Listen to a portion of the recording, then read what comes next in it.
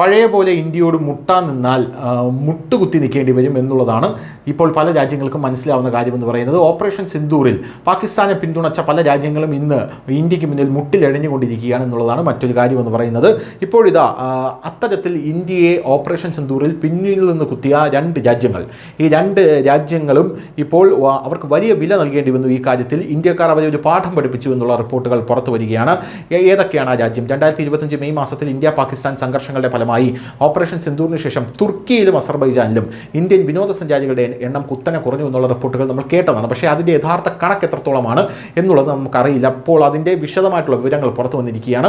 ഈ സംഘർഷത്തിൽ ഈ രണ്ട് രാജ്യങ്ങളും പാകിസ്ഥാനെ പിന്തുണച്ചതിനാലാണ് ഈ കുറവ് സംഭവിച്ചത്. ഇത് ഇന്ത്യയിൽ നീരസവും ബഹിഷ്കരണ വികാരങ്ങളും വർദ്ധിപ്പിച്ചു. ഇത് ടൂറിസം മേഖലയെ നേരിട്ട് ബാധിച്ചു. പ്രത്യേകിച്ച് 2025 മെയ് മുതൽ ഓഗസ്റ്റ് വരെ അസർബൈജാനിലേക്കുള്ള ഇന്ത്യൻ വിനോദസഞ്ചാരികളുടെ വരവിൽ 56% കുറവുണ്ടായിട്ടുണ്ട് എന്നുള്ള റിപ്പോർട്ടുകൾ പുറത്തു വരുന്നു. തുർക്കിയിൽ ഇത് 34% കുറവുമുണ്ടായി. നേരത്തെ അതായത് 2024 അസർബൈജാനിൽ 2.44 ദശലക്ഷം ഇന്ത്യൻ വിനോദസഞ്ചാരികളും തുർക്കിയിൽ 3.31 ലക്ഷം ഇന്ത്യൻ വിനോദസഞ്ചാരികളെയും കണ്ടു. എന്നിരുന്നാലും ഓപ്പറേഷൻ സിന്ദൂറിന് ശേഷം ഈ സ്ഥിതി ആകെ മാറിയിരിക്കുകയാണ്. സിന്ദൂറിന് തൊട്ടു പിന്നാലെ ഇന്ത്യൻ ട്രാവൽ കമ്പനികളും ട്രാവൽ പോർട്ടലുകളും വിനോദസഞ്ചാരികൾക്ക് തുർക്കിയിലേക്കും അസർബൈജാനിലേക്കും യാത്ര ചെയ്യരുതെന്നുള്ള നിർദ്ദേശം നൽകിയിട്ടുണ്ട്. മെയ് 14 പുറത്തിറക്കിയ പ്രസ്താവനയിൽ ഇന്ത്യൻ വിനോദസഞ്ചാരികൾ തുർക്കിയിലേക്കും അസർബൈജാനിലേക്കും യാത്ര ചെയ്യരുതെന്ന് നിർദ്ദേശിച്ചിട്ടുണ്ടെന്ന് ട്രാവൽ പോർട്ടലും പറയുന്നുണ്ട്. തൽഫലമായി കഴിഞ്ഞ ആഴ്ചയിൽ അസർബൈജാനിലേക്കും തുർക്കിയിലേക്കും ബുക്കിങ്ങുകൾ 60% കുറഞ്ഞു. അതേസമയം റദ്ദാക്കലുകൾ 250% വർദ്ധിച്ചിട്ടുമുണ്ട്.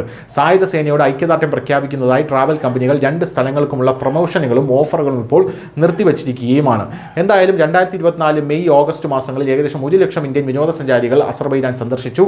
ഈ സംഖ്യ 2025 മെയ് ഓഗസ്റ്റ് മാസങ്ങളിൽ 40,000 കുറഞ്ഞു എന്നുള്ള റിപ്പോർട്ടുകളും പുറത്തു വരുന്നുണ്ട്. ഓഗസ്റ്റിൽ 21,137 2025 ഓഗസ്റ്റ് ആകുമ്പോൾ അത് 6,032 പേര്, അതായത് 2024 21,000 പേരാണെങ്കിൽ ഇപ്പോൾ ഈ മാസം 6,032 പേർ മാത്രമാണ് അങ്ങോട്ടേക്ക് പോയിരിക്കുന്നത് എന്നുള്ള റിപ്പോർട്ടുകൾ പുറത്തു വരുന്നു. തുർക്കിയെ സംബന്ധിച്ചും ഇത് തന്നെയാണ് സ്ഥിതി. News desk news India Malayalam.